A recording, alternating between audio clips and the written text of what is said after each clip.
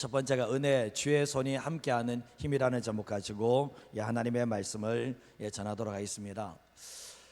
저는 이제 말씀을 전할 때 모든 성도들이 다 은혜 받기를 원합니다. 모든 성도들이 하나님의 말씀을 통해서 불붙는 마음을 갖기를 원하지만 하나님의 말씀을 전해보면 그렇지 않다는 것을 참 많이 깨닫게 됩니다. 그래서 제가 기도할 때 하나님, 이 준비된 말씀이 한 영혼에게라도 이 하나님의 말씀이 생명이 되기를 위해서 기도하거든요.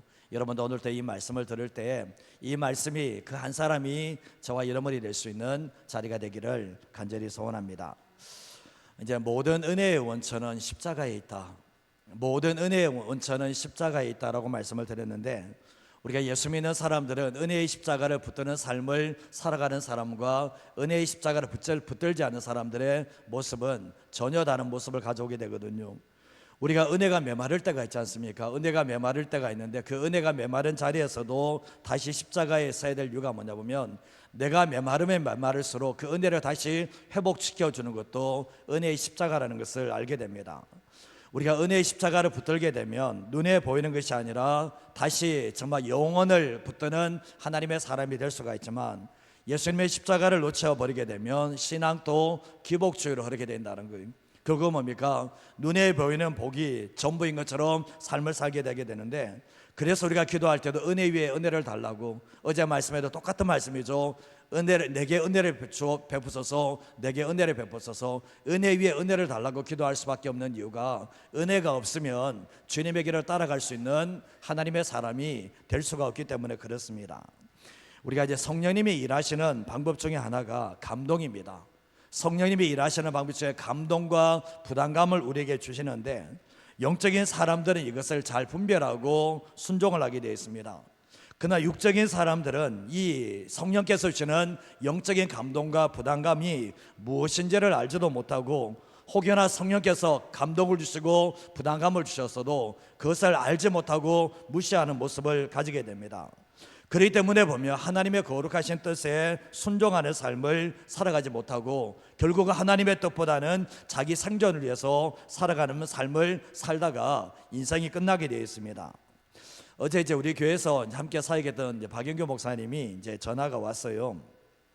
전화가 와서 그런 얘기 하더라고요. 목사님, 이 시점에는 특별 새벽기도 안 하는 게 정상 아닙니까?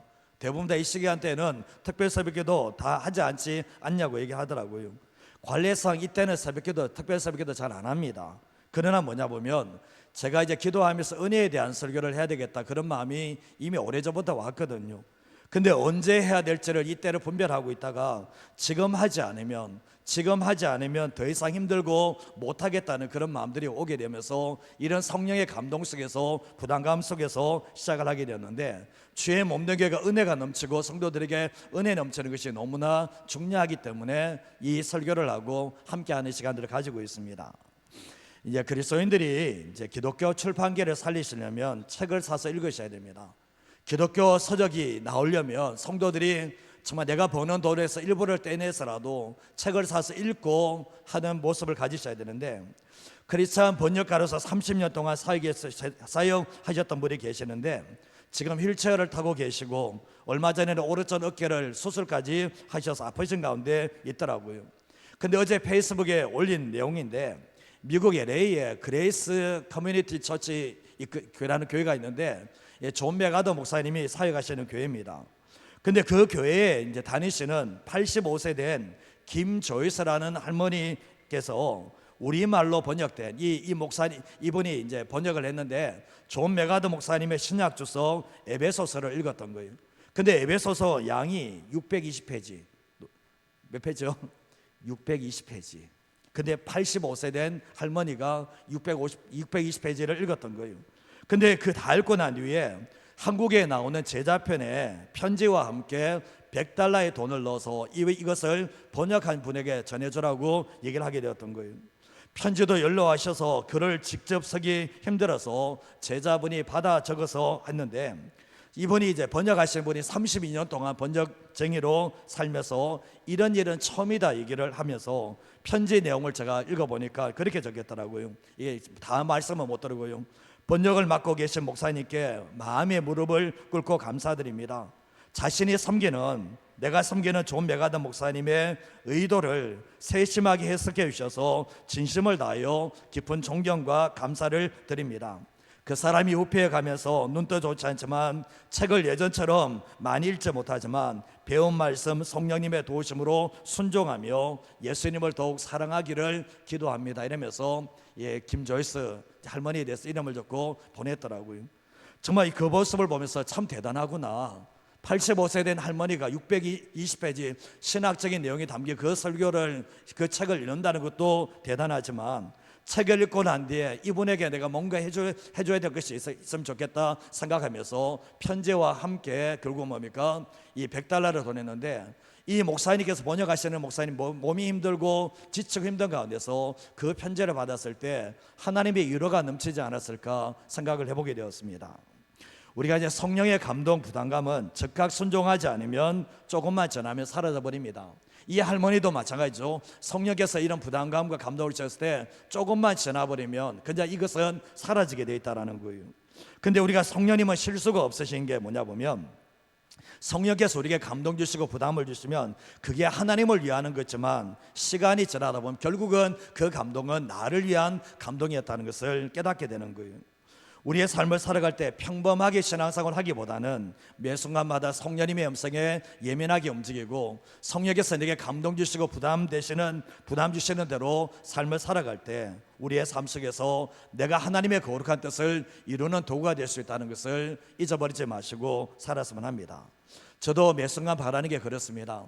제가 지금까지 7년 넘게 설교를 하면서 매 순간마다 성령께서 어떤 말씀을 전하기를 원하고 성령께서 부담을 따라서 지금까지 말씀을 전하게 되었거든요. 그래서 우리가 신앙생활 할 때도, 우리의 삶을 살아갈 때도 보면 매 순간마다 내가 어떤 일을 한다 할지라도 하나님의 감동, 성령님의 감동을 받아낼 수 있는 하나님의 사람이 될 수가 있어야 됩니다. 이제 예수 믿는 그리스도인에게 있어서 주의 손이 함께한다, 저 사람의 삶의 모습을 보면 주님의 손이 함께하는 삶을 살아간다, 이것보다 행복한 인생은 없다라는 거죠. 주의 손은 눈에 보이지 않아요. 눈에 보이지 않는 주의 손이지만 눈에 보이지 않는 주의 손은 그 삶 속에 드러나게 되는데, 성경에서 주의 손은 두 가지 측면에서 나타난다면, 첫 번째는 원수들을 찢을 때도 주의 손이 함께 하십니다. 주의 손이 함께 하심으로 말미암아 하나님을 대적하고 하나님의 백성들을 대적하는 사람들을 주의 손이 치시는 장면을 보여주고 있거든요. 헤롯 왕이 하나님께 영광 올리지 않고 정말 이렇게 교만해졌을 때 하나님께서 벌레를 통해서 쳐버린 일들이 일어나는 것을 보게 되잖아요. 또한 더 나아가서 보면 하나님의 손은 뭡니까? 이제 하나님의 백성들에게도, 신실하게 주님의 길을 가는 사람에게도 하나님의 손이 나타나는데, 주의 손이 함께하는 삶을 살게 되면 정말 죽을 상황 가운데서도 건짐을 받게 되고 하나님의 놀라운 기적들을 경험할 수 있는 게 뭐냐 보면 주의 손이 함께할 때 나타내는 특징이라는 것을 알게 돼요. 제가 이제 서울에 있는 홍릉교에서 청년부 시절을 보내게 되었는데, 그때 청년부 시절에 함께했던 친구들이 있습니다. 다들 지금 각자의 자리에서 하나님 나라와 교회를 해서 섬기고 있는데, 지금 되돌아보면 그때 미련하게 하나님과 교회를 위해서 기도하고 그때 미련하게 자기의 시간 다 투자하면서 공동체를 위해서 헌신하며 희생했던 친구들이 지금 다 잘 되어 있는 모습을 보게 되더라고요. 지금 또 보면 신실하게 주님의 길을 가는 모습을 보게 되는데, 이유는 뭘까 생각해 보면 그들은 하나님의 감동을 따라서 또한 정말 헌신해 나갔을 때 하나님의 손이 함께 하시는 놀라운 역사가 있게 되었습니다. 제가 가장 친했던 그 친구가 그렇습니다. 정말 하나님께 기도하며 공동체 세우기 위해서 몸부림쳤을 때 정말 아무것도 없는 인생 자체가 하나님께서 형통하게 하시는 하나님의 역사를 경험하는 것을 보게 되었거든요. 우리의 삶 가운데도 마찬가지입니다. 우리가 하나님의 인정을 받는 삶을 살아갈 때 그 삶이 형통하게 되어 있고, 그리고 하나님께서 잊지 않으시고 기억하시고 갚으신다는 것을 잊어버리지 마시고 살아가시기를 간절히 소원합니다. 우리가 성경에서 보면 부러운 인물들이 참 많이 나오는데, 어떻게 해서 사람이 이 신앙이 이렇게 만들어졌을까 의문이 될 때가 많습니다. 남들이 안 보는 시간 속에서, 남들이 안 보는 장소에서 치열하게 얼마나 하나님께 몸부림쳤으면 이 신앙이 만들어질 수 있을까 생각을 해보게 되는데, 오늘 본문에 나온 느헤미야도 마찬가지입니다. 느헤미야가 어쩌면 높은 관직에 최고의 자리에 있는데도 불구하고 이렇게 쓰임받는 모습을 보게 되면 그저 우연이 된 게 아니라 하나님 앞에서 얼마나 몸부림치는 삶을 살았을까 우리는 충분히 상상을 해볼 수가 있게 되는데, 결국 뭡니까? 오늘 말씀에도 보면 주의 손이 함께했다고, 은혜가 임하니까 주의 손이 함께했다라고 분명히 말씀을 하고 있는 겁니다. 자, 오늘 말씀을 통해 첫 번째로 이해하시는 게 뭔가 같이 한번 읽어보도록 하겠습니다. 영적 감동, 부담감을 자신의 사명으로 여기고 피하지 않습니다. 이게 바로 은혜가 있고 주의 손이 함께하는 사람의 특징입니다. 주님의 손이 함께하고 은혜가 있는 사람들은 영적 감동을 잘 받는다, 영적인 부담감을 잘 가진다라고 말씀을 드렸는데, 영적인 사람과 육적인 사람의 특징이 뭐냐 보면 육적인 사람들은 영적인 감동을 못 받아요. 영적인 부담감을 받지를 못해요. 그러나 영적인 사람들만이 성령께서 주시는 감동과 그 부담감이 예민하고 받아낼 수 있다는 것을 알게 되는데, 성령께서 내게 감동 주시고 성령께서 내게 부담감을 주신다는 것은 이거 크게 여기시고 귀하게 여기실 줄 아셔야 되는데, 우리 안에 계신 성령님께서는 우리에게 말씀하시고 감동 주시고 얼마든지 부담감을 주신다는 것을 아는데, 내가 육적인 것에만 초점을 두는 사람에게는 아무리 주님께서 성령께서 말씀하시도 깨닫지 못하는 삶을 살게 되는 거예요. 오늘 느헤미야 1장 1절에 3절 말씀에 보면 이제 하가라의 아들 느헤미야의 말이라 얘기하면서 아닥사스다 왕 제20년에 수상국에 있게 되는데, 2절 말씀에 형제들 가운데 하나인 하나니가 두어 사람과 함께 유다에서 이제 찾아오게 됩니다. 유다 예루살렘 찾아와서 이 느헤미야가 묻습니다. 그 사로잡힘을 면하고 남아있는 유다와 예루살렘 사람들의 형편을 묻게 되었을 때 그때 어떤 얘기 해줍니까? 그들이 이제 내게 말하는 게 정말 큰 환난을 당하고 능력을 받으며 예루살렘 성은 허물어지고 성문들은 불탔다는 하는 얘기를 듣게 됩니다. 지금 느헤미야가 어디에 있습니까? 수상국에 있잖아요. 편안한 삶을 살고 있습니다. 그런데 예루살렘에 대한 소식을 듣게 되는데 좋은 소식이 아니라 안 좋은 소식이, 나쁜 소식을 듣게 됩니다. 그냥 넘기면 돼요. 나는 편안하게 살고 있으니까 문제없어. 정말 저기에 있는 사람들도 하나님께서 어떻게 해주시겠지 생각하면서 그냥 가만히 있으면 됩니다.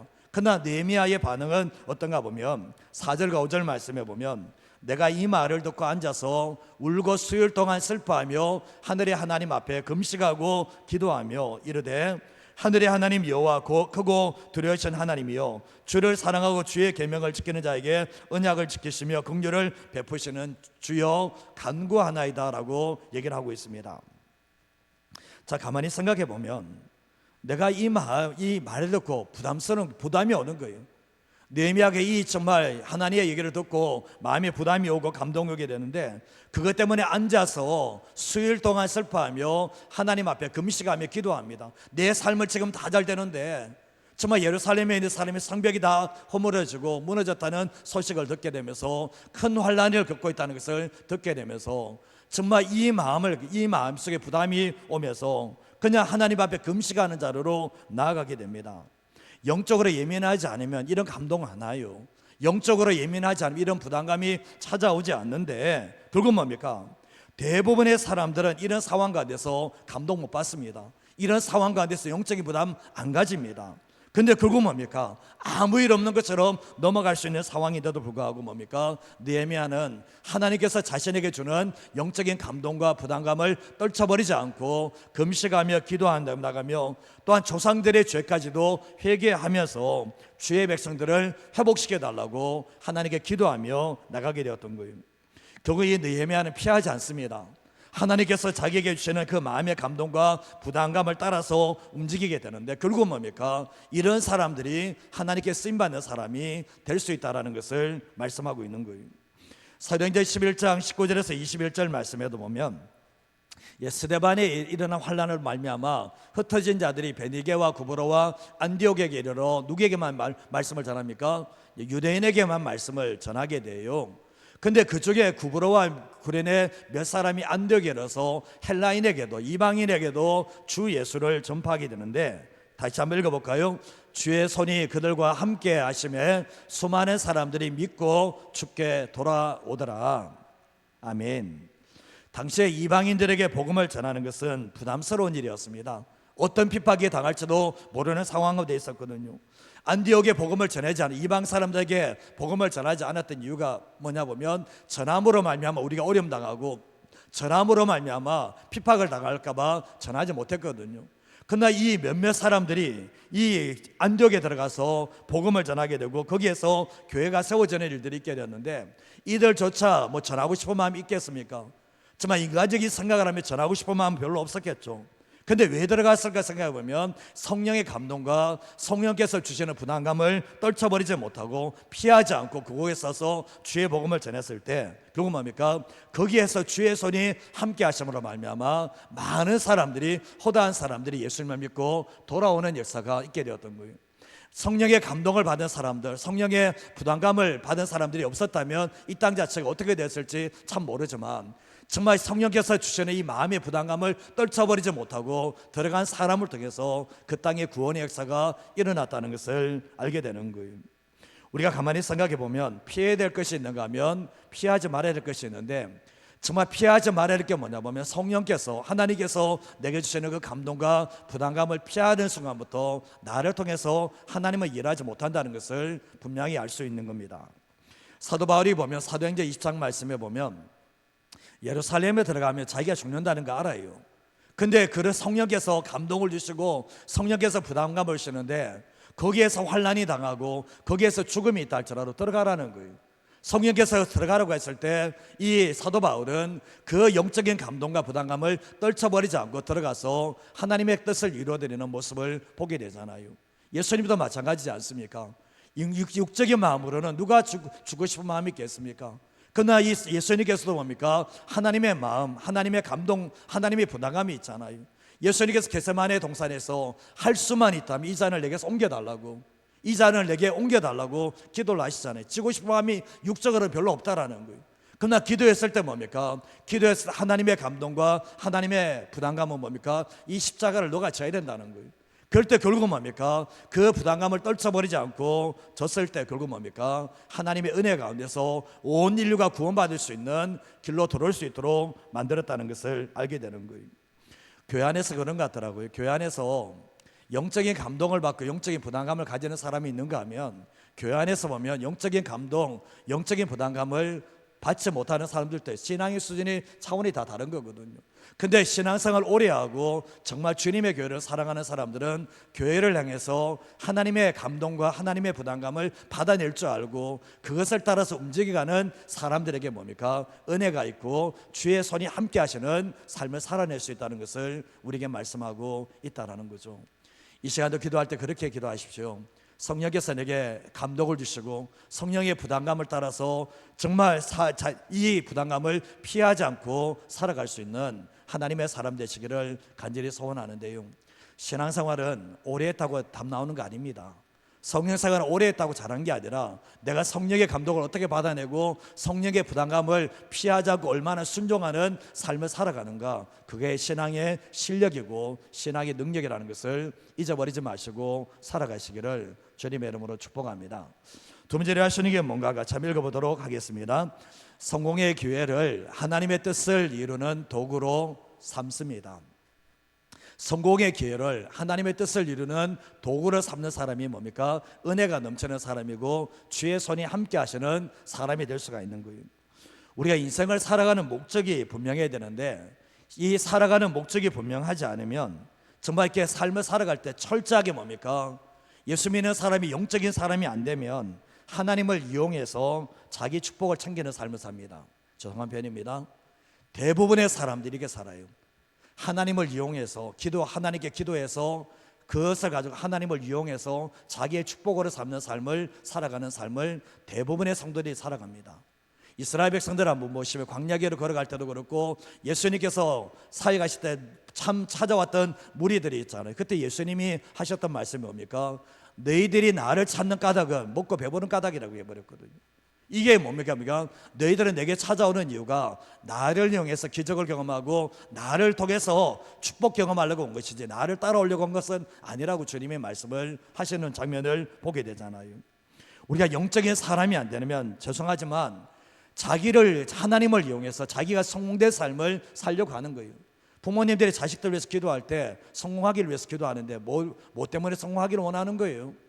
하나님의 거룩한 뜻입니까? 아니면 자기 성공입니까? 우리가 내면에 한번 깊이 한번 들어가 보세요. 되돌아보시면 내 자녀들이 정말 하나님의 거룩한 뜻을 위해서 쓰임받는 도구가 되기를 원합니까? 아니면 세상에서 다른 사람보다 더 성공된 삶을 살아가기 원합니까? 내면 깊은 곳에 들어가 보면 후자가 더 많다는 것을 부인할 수 있는 사람은 없거든요. 근데 정말 내 자녀들이 하나님의 영광에서 쓰임받기를 원하는 사람들은 기도 제목이 달라요. 기도 제목이 다르다는 거예요. 하나님께 부르짖는 것이 전혀 다르다는 것을 알게 되는데, 우리가 신앙생활할 때 하나님과 그분의 나라가 정말 목적이 되지 않으면 결국은 신앙생활이 자기 성취, 자기 성공에 빠질 수밖에 없다는 것을 우리는 알고 있습니다. 그렇기 때문에 조심해야 될 게 뭐냐 보면, 본질이라는 것은 나를 기쁜 게 아니라 하나님을 기쁘게 하는 거고, 우선순위라는 것은 정말 나의 나라가 아니라 하나님의 나라를 위해서 살아가는 것이 우선순위가 되지 않으면 우리는 결국 뭡니까? 신앙의 길을 걸어갈 때도 하나님의 길과는 어긋난 길을 갈 수밖에 없다는 것을 알게 되는 거예요. 근데 보면 인생의 목적과 우선순위가 올바르게 잡혀진 사람들은 아무리 성공하고 아무리 부유한 자리에 앉아있다 할지라도 그것이 하나님의 뜻을 이루는 도구가 된다는 것을 알게 되는 거예요. 오늘 우리가 느헤미야 1장 11절 말씀에 보면 같이 한번 읽어볼까요? 주여 구하오노니 귀를 기울이사 종의 기도와 주의 이름을 경외하기를 기뻐하는 종들의 기도를 들으시고 오늘 종이 형통하여 이 사람들 앞에서 은혜를 잊게 하옵소서 하였나니 그때 내가 왕의 술관원이 되었느니라. 주님께 기도하는 게 뭡니까? 정말 주의 이름을 경외하기를 기뻐하는 종들의 기도를 들으시고 오늘 종이 형통하여서 이 사람들 앞에서 은혜를 잊게 하옵소서 기도했는데 그때 뭐가 됐습니까? 내가 왕의 술 맡은 관원이 됐다라고 말씀을 하고 있는 거예요. 바사 왕국의 포로로 잡혀와서 성공의 반열에 오르게 됐는데 왕의 가장 큰 총애를 입는 사람이 되었습니다. 술 맡은 관원은 아무나 하는 게 아니에요. 그 당시 때 왕을 죽이려면 술에 독을 타면 이 결국 뭡니까? 이 마시고 죽게 되잖아요. 그래서 항상 술 맡던 관원장이 먼저 술을 확인하게 되는데 왕이 가장 총애하는 사람이 그게 그 자리를 맡게 되는데 이 포로 주제에 느헤미야가 뭡니까? 그 자리까지 올라가는 일들이 있게 되었는데 2장 1절에서 3절 말씀에 보면 이제 아닥사스당 20년에 정말 이렇게 왕 앞에 포도주가 있길로 내가 그 포도주를 왕에게 드렸는데 이전에는 왕 앞에서 수심이 없었는데 수심이 가득한 모습이 있게 되었습니다. 그때 왕이 즉각적으로 눈치를 채고 내가 무슨 병이었거늘 어찌하여 얼굴에 수심이 있느냐라고 했을 때 필은 내 마음에 근심이 있음이로다 했을 때 결국 왕 앞에서는 근심된 모습을 보이지 않아야 되는데 그때 내가 크게 두려워하여서 왕께 대답하되 왕은 만세수를 앞서서 내 조상들의 묘실이 있는 성읍이 이제까지 황폐하고 성문이 불탔는데 내가 어찌하여 수심이 없을 수 있습니까? 라고 대답을 합니다. 그때 결국 뭡니까? 지혜롭게 말해야 되고 조상들의 묘실이라는 것은 이 바사 왕국 사람들은 조상들의 묘실을 아주 중요하게 여기거든. 이 얘기를 하고 있거든. 그러면서 뭡니까? 솔직할 때는 정확하게 솔직하게 말하게 되었던 겁니다. 그때 4절과 5절 말씀에 왕이 말씀을 합니다. 그러면 내가 무엇을 원하느냐? 내가 뭐 해주기를 원하냐 했을 때 이 느헤미야가 즉각적으로 하나님 하늘에 계신 하나님께 묵도하고 기도하면서 말하는 게 뭡니까? 왕이 만일 좋게 여기시거든 내가 왕에게 은혜를 받았으면 나를 유다 땅에 보내달라고 그리고 유다의 무너진 성벽을 건축하게 해달라고 요청을 하게 됩니다. 그때 왕이 정말 이렇게 말했을 때 그건 뭡니까? 왜 느헤미야가 왜 유다 땅으로 가려고 하는 겁니까? 자기가 더 성공하기 위해서 가려고 하는 건 아니잖아요. 결국 뭡니까? 이 느헤미야는 자신을 술 맡던 관으로 올려줬을 때 그것을 통해서 자기 야욕을 자기 야망을 채우는 것이 아니라 결국 뭡니까? 하나님의 뜻과 목적을 위해서 종의 형통을 잊게 하려고 했을 때 그건 뭡니까? 그 자리까지 올라가서 쓰임받는 모습을 보게 되는 거예요. 근데 2장 6절에서 8절 말씀에도 보면 이제 왕후도 그 옆에 앉게 되는데 왕이 이야기합니다. 너 몇 날에 다녀올 길이 몇 날이 되며 어느 때에 돌아오겠느냐 얘기했을 때 왕이 또 나를 이제 보내시기로 좋게 여기시면 내가 기한을 정하고 또 왕께 이야기하면 뭡니까?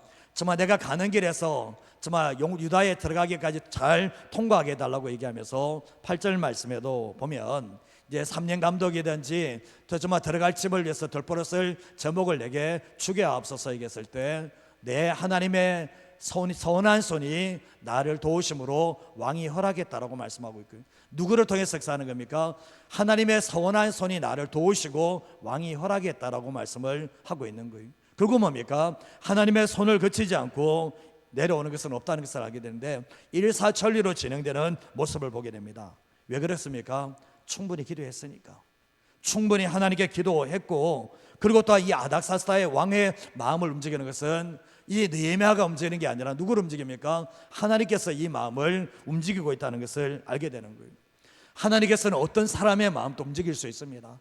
하나님께서 아무리 완악한 사람의 마음도 움직일 수 있는데 사울의 마음까지도 한 번에 깨뜨릴 수 있는 것이 하나님이신데, 결국 뭡니까? 느헤미야가 요구한 것처럼 필요한 모든 조서들과 들보릇을 쓸 모든 제목까지도 다 구한 것을 다 허락하는 모습을 보게 되는데, 왕이 도왔다기보다는 내 하나님의 선한 손이 나를 도우심으로 왕이 허락했다라고 분명히 말씀을 하고 있는 거예요.